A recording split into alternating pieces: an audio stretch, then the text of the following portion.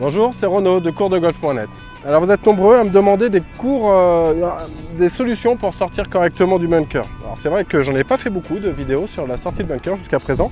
Pourtant j'aime bien ça, moi les sorties de bunker, je trouve que c'est un coup assez facile à faire. Et d'ailleurs beaucoup de pros disent ça, que c'est vraiment le coup le plus facile du golf. Pourquoi? Parce qu'au moins c'est le seul coup du golf où on ne va pas toucher la balle. Alors j'ai intitulé cette vidéo le secret, mon secret pour sortir du bunker. Pourquoi? Parce que ben voilà, c'est un petit truc qui va vraiment, je pense, j'espère vous aider pour en sortir beaucoup plus facilement. La sortie de bunker, comme je vous l'ai dit, n'est pas quelque chose de très complexe. Il suffit de comprendre une chose vraiment très importante, c'est pourquoi le Sandwedge est spécialement conçu pour sortir du sable. Alors petit rappel historique, le Sandwedge est un club qui date des années 30, qui a été conçu par Gene Sarazen. C'est un joueur qui a gagné le Master dans ces années-là. Et Gene Sarazen, en fait, l'histoire voudrait qu'il était au bord d'un lac et puis il a vu un bateau comme ça taper la corde carrière, il allait vite sur l'eau. Et il s'est dit, mais c'est exactement ce qu'il faut. Il faudrait un club comme ça dans le bunker qui puisse rebondir, exactement comme la coque arrière d'un bateau. Il faudrait un club qui puisse rebondir dans le sable de manière à ce que le club ne s'enfonce pas dans le sable. Et c'est comme ça que le Sandwedge est apparu. C'est-à-dire que, vous ne le savez peut-être pas, mais le bounce, le club, ah oui, alors si vous regardez là, moi j'ai marqué 56 et 14. 56 c'est 56 degrés d'ouverture, mais le 14, regardez sur votre Sandwedge, peut-être que vous avez également un deuxième chiffre comme celui-ci. Eh bien 14 pour moi c'est la valeur du bounce. Donc cette partie un petit peu inclinée vers le bas ici, c'est-à-dire que cette lame assez importante, assez volumineuse sous le club est destinée à vraiment faire taper, à faire rebondir le club. D'ailleurs c'est pour ça qu'on l'appelle le rebond, le bounce en anglais. Alors c'est la première chose. Si vous comprenez que vous allez taper vous vers le bas, exactement comme un hydravion qui va se poser par exemple, l'hydravion descend et c'est au moment où il va taper la coque arrière qu'il va rebondir. C'est la même chose avec le Sandwedge. Donc il faut déjà intégrer cette notion de faire tomber le club vers le bas. Avoir vraiment cette sensation et cette volonté de tirer le club vers le bas de manière à le faire rentrer dans le sable de haut vers le bas. Alors que la plupart des gens qui ont des problèmes dans le bunker, et peut-être que c'est le vôtre, probablement, c'est que vous allez chercher à soulever la balle dernier moment. C'est-à-dire à vouloir positionner le club beaucoup trop bas derrière la balle et faire en sorte que le club remonte au moment du contact. Et ça, vous ne pouvez pas faire ça parce que ça va forcément faire soit une gratte, soit un top. C'est-à-dire soit la balle va rester dans le sable, soit elle va fuser très fort et aller très loin de l'autre côté du sable. Donc, une fois qu'on a compris ça, et bien voilà, on va pouvoir arriver sur le secret. Mais juste avant, ce que j'aimerais, c'est faire un petit rappel de la position de départ. Dans le bunker, on va bien le voir par là, dans le bunker, ce que nous voulons, c'est avoir le bas du corps vraiment bien assis. Lorsque je me mets en position, je veux un peu plus qu'à l'habitude marquer mes angles, c'est-à-dire un peu plus d'angle au niveau des genoux, un peu plus d'angle au niveau des hanches. Et de là, toujours pareil, hein, les fondamentaux, vous connaissez, vous pouvez les retrouver sur mon blog www.coursdegolf.net.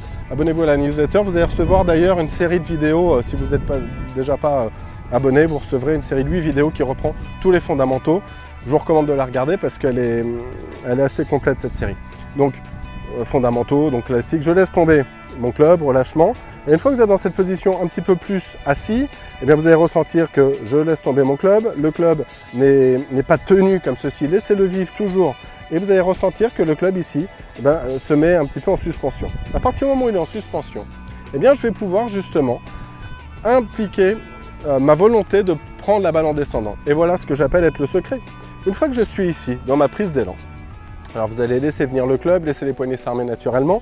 Je vais me retrouver à peu près dans cette position, c'est-à-dire 90 degrés ici, 90 degrés. Et à partir de là, ce que vous allez chercher à faire, et c'est vraiment la volonté que vous devez absolument appliquer, c'est de tirer le club vers le bas. Vraiment chercher très volontairement à tirer le club ici vers le bas. Exactement comme si vous vouliez enfoncer le grip ici, à droite de votre pied droit. C'est vraiment ce que je cherche. Je cherche à tirer le grip vers le bas. Et surtout pas, parce qu'a priori c'est ce que vous faites, surtout pas lancer le club comme ceci. Lancer le club comme ceci déjà n'est pas naturel. Ça va à l'encontre de la gravité, puisque la gravité me demande ici plutôt un club qui tombe, un club qui a envie de tomber. Si je laisse tomber mon club, voilà comment il a envie de tomber, c'est-à-dire vraiment verticalement. C'est le principe de gravité.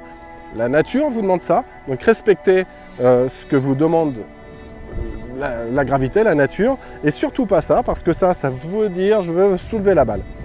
On oublie ça totalement. Donc voilà comment vous allez vous organiser. J'ai ma posture un petit peu plus marquée que d'habitude. Et une fois que je suis là, je cherche vraiment à tirer vers le bas.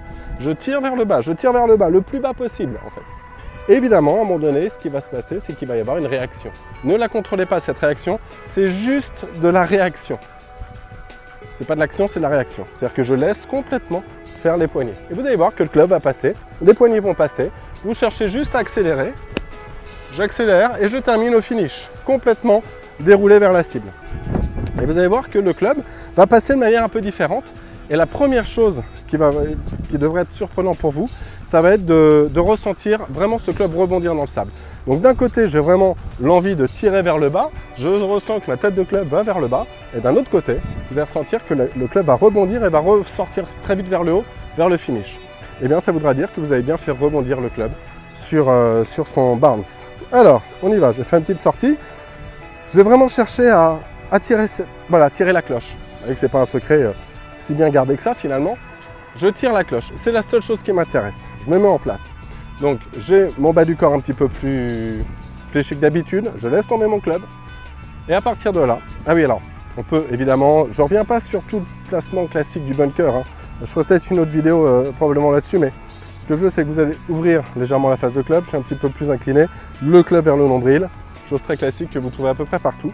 Et une fois que je suis ici, je laisse venir les poignets et surtout, vous tirez le club vers le bas. Surtout, je cherche vraiment à planter le club à la droite de mon pied. Donc, je me mets en place et on y va. Je tire vers le bas. Et vous voyez que la balle sort sans aucun problème. Alors, évidemment, ça va vous demander d'être un petit peu plus... de passer un peu de temps dans le bunker pour vous y entraîner parce que c'est comme tout. Vous ne pouvez pas trouver la confiance sur un conseil comme ça et puis ça marche pour la vie. Non, allez au practice, travaillez-le dans le bunker du practice. Il y a forcément un bunker qui sera disponible pour vous entraîner. Et je vous garantis que de sortir du bunker sera beaucoup plus facile que ce que vous imaginez. Je vais changer de caméra parce que là j'ai le soleil dans les yeux, c'est pas facile. Donc voilà, je vous remercie de votre attention. Travaillez-le, ça devrait vous aider. À bientôt.